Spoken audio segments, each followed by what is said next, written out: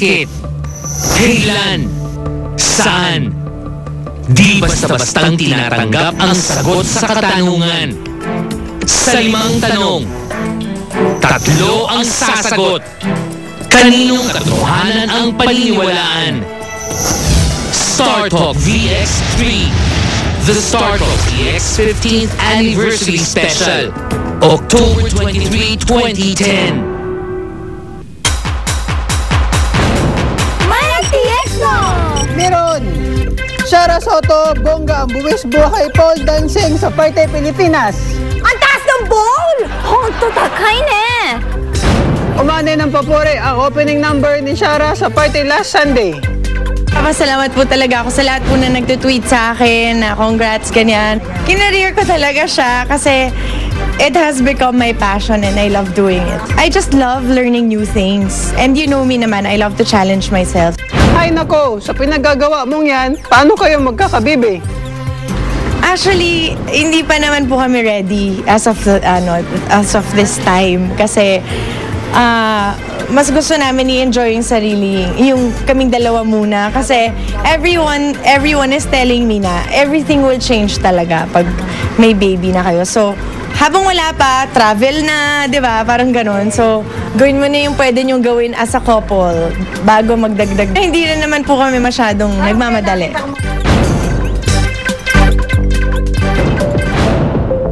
Pag ako lang, wala sa akin yan. Basta huwag yun ang dadama yung family ko. Mabilis ang pagkalat ng tinaguriang Mark Heras photo scandal, ang 3 web chat screen captured images kung saan makikita ang isang lalaking kahawig daw ng bad boy ng dance floor at nagpakita ng maselang bahagi ng kanyang katawan. 2 ang basihan ng mga naniniwalang si Mark ang nasabing lalaki. Una, ang pagkakahawig nito sa aktor. Ikalawa ay ang ID sa screen cap na nagsasabing webcam for Mark H. May mga nakapansin ding nakalagay ang petsang April 8, 2010 sa nasabing screen cap na ang ibig sabihin ay sa petsang yun din naganap ang umano'y mahalay na pakikipag-chat. Ito ang sagot ni Mark sa nasabing issue. Actually, yung picture kasi, di ba?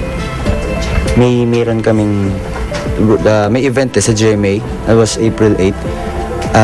Party P siya na GMA trade launch din. Tapos yun yung time na pinauwi ako ng Party P kasi nag-heartburn. Kung tandaan niyo po, yun yung time na nag-heartburn ako. Base sa screen caps, naganap ang pakikipag-chat ng lalaking kinilalang si Mark H. sa pagitan ng 1:54 at 2:11 a.m. noong April 8, 2010. Ang mga oras at araw na pinaniniwala ang nasa isang GMA event na nakunan pa ng StarTalk.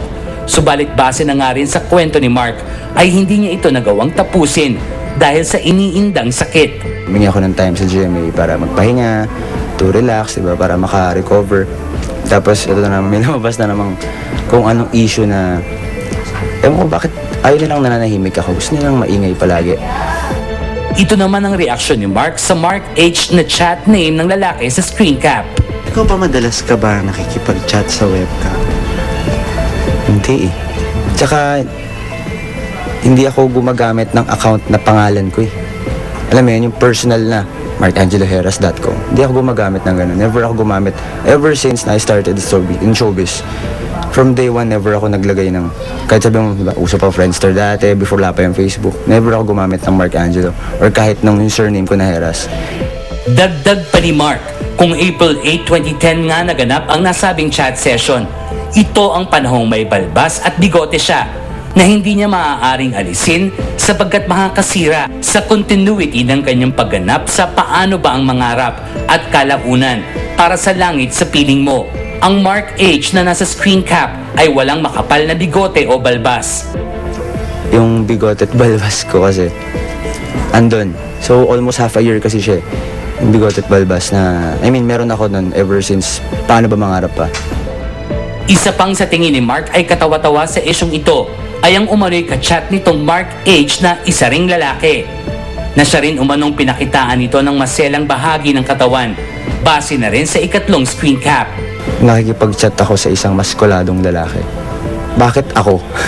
Diba? So, ano ba naman? Parang gusto nyo bang intriga na ba? Di nga ako, parang gano'n. Diba? Which is, yun yung parang isa sa mga nakakatawa dun sa intriga. Pero ba't ko naman kailangan gumawa ng ganong klaseng issue, di ba? Hindi ko siya kailangan gawin and hindi ko siya kailangan pag-aksayan ng panahon para gawin pa yung mga bagay na yun, di ba? Sobrang saya ng buhay ko ngayon. Ang dami kong pinaglilibangan na ibang bagay na hindi ko kailangan umabot sa ganong kababang level. Kung may isang bagay daw na dapat ipag-alala si Mark sa issue, ay ito. Pero ang concern ko dun sa kung sino man yung mga gumagawa ng ganon, sana lang iniisip nila yung magiging epekto nito sa, like ako, sa family ko, sa tatay ko, sa nanay ko, sa tito ko, sa mga kapatid ko, kila Ina, lalo na si Ina, di ba? Ayokong nasasangkot sila sa mga ganitong klaseng intriga or sa mga ganitong klaseng issue. Pero ako, wala akong, hindi ako naapektuhan din sa ganong klaseng intriga or yan lang, basta sa akin, ako lang, wala sa akin yan. Basta huwag yun ang dadamay yung family ko. Yung damay kasi na sinasabi ko towards yung balik sa kanila, yung pagiging, yung nalalaman nila yung ganito issue na apektuhan sila, yun yung hindi ko gusto. At sa'yo, ano bang nakuha mo, ano bang na-achieve mo? Sana lang next time, isipin mo muna yung ginagawa mong kalokohan. Dahil, unang-una, yung magiging epekto nga nito sa lahat ng tao. Sa issue ng kumakalat na photo scandal ng isang nagngangalang Mark H na umano'y siya mismo, ito ang nais klaruhin ni Mark. Ayan, gusto ko lang i-clear na hindi po totoo. And marami pong proof yan. Diba, sana naman maging aral to dun sa iba na sana bago sila gumawa ng kahit anong kalokohan, isipin nila yung mga taong dinadamay nila. Diba, na hindi naman bakit kayo maninira ng buhay ng mga tao? Sa panahong mabilis na ang teknolohiya at ang pagkalat ng mga photo at video na may kakayahang lumikha o sumira sa pangalan at reputasyon ng isang tao, artista man ito o pribadong individual, may mga batas bang maaaring magtanggol sa isang biktima?